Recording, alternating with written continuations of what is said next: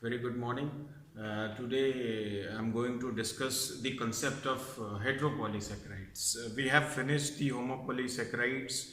We have seen the structures, the function, the relative composition, the kind of glycosidic linkages involved in the homopolysaccharides and their role as well. Today, the focus will remain upon the heteropolysaccharides, right? So basically, the heteropolysaccharides are the carbohydrate polymers of different repeating units, right? Like in case of homopolysaccharides, all the repeating units were same, but here in the case of heteropolysaccharides, the repeating units are different, right?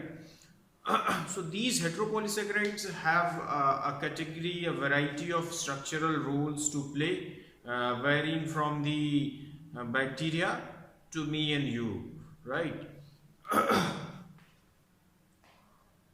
So these carbohydrate polymers of more than one type of repeating units or type of monosaccharides.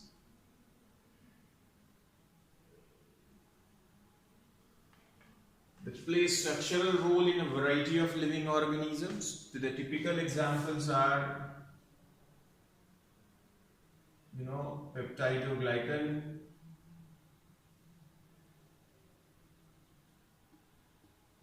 agarose.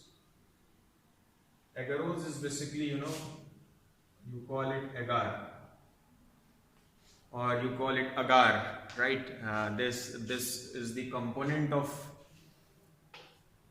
cell wall of algae, and the peptidoglycan is the component of bacterial cell wall. It is the component of bacterial cell wall. Basically, this component, the peptidoglycan in itself, contains glycan, that is a heteropolysaccharide. Glycan, that is a heteropolysaccharide.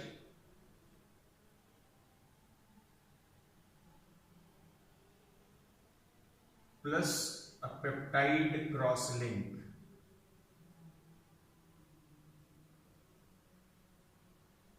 Right? So without this peptide cross link, you cannot call it as peptidoglycan, right?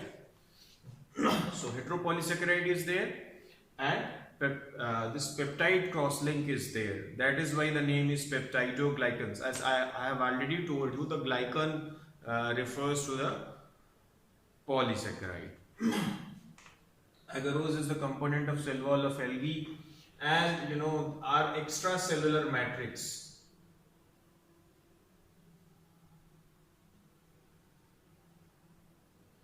contains a variety of heteropolysaccharides.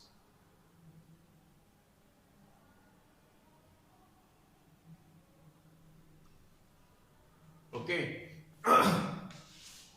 First, let us briefly discuss about this peptidoglycan, the heteropolysaccharide. Here, the heteropolysaccharide is composed of.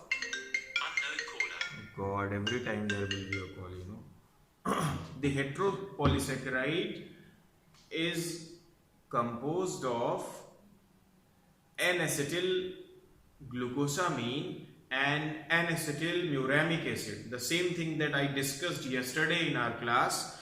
N-acetyl glucosamine is a derivative of glucose molecule. N-acetyl muramic acid is also a derivative of glucose molecule. So here the N-acetyl glucosamine and N-acetyl muramic acid are linked via beta-1,4 glycosidic linkage in the case of peptidoglycan, and then a short peptide chain cross links them. So there are, suppose there is one layer of NAG, that is N-acetyl glucosamine, NAM, then NAG, then NAM, then NAG, like this. The linkage between the successive NAG and NAM molecule will be beta-1,4, right? So similarly, there will be another layer like this, and the peptide that is a short chain of amino acids, will cross link various layers of this heteropolysaccharide consisting of NAG and NAM in beta 1,4 glycosidic linkage. So this will constitute your peptidoglycan. So never forget that peptidoglycan never means that it is a pure polysaccharide or carbohydrate. It contains some part of a peptide chain. That is why the name is peptidoglycan. Fine. So agar, agar agarose has a very significant role to play in case of electrophoresis. When we mix the agarose, a derivative of agar, with water and boil it, after cooling, it solidifies and makes a gel. That gel is used for the agarose gel electrophoresis, that is the isolation of the DNA. Typically we study in that case.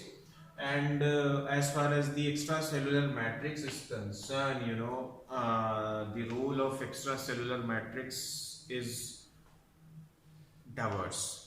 It holds the cells together. It provides a suitable environment for the cell transport. Various cellular transports occur via, the transport between one cell to another cell, the exchange of material between one cell to another cell, as well as from the blood to the cells. That is, this makes up the extracellular space, the extracellular matrix. So the transport of nutrients, the transport of gases, all are facilitated via this extracellular matrix. So this extracellular matrix is nothing but it is a short of heteropolysaccharide. So all these structures, the peptidoglycan, the component of the bacterial cell wall, the agarose, and the extracellular matrix, all these are composed of heteropolysaccharides. So in the next upcoming lecture, I will focus upon the peptidoglycan. What is the exact structure, how it can be cleaved, what are the enzymes that can cleave this peptidoglycan layer, and how the antibiotics function against bacteria while interfering with this peptidoglycan layer. Okay, thank you so much for watching this introductory lecture.